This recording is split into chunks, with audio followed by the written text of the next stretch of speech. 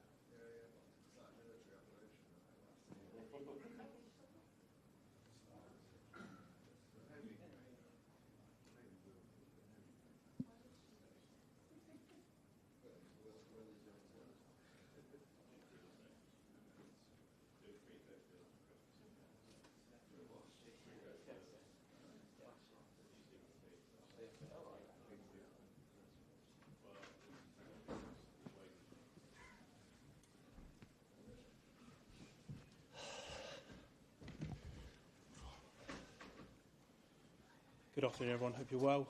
We'll take a show of hands for questions, please, and we'll set an embargo towards the end for 10:30 p.m. this evening. We'll start with Ian. Hello, Pep. Can I ask about Rodri, first of all? Do you think he could be available for this game? No, yet. How far away is he? Not much far. What is actually the specific issue that he's suffering with at the Hamstring. moment? It's still the hamstring problem from October? Mm-hmm. Okay. Erling Haaland obviously is having an incredible season for you, but in the Premier League, no other player has scored more than once. Is that a concern for you? Not the main concern, but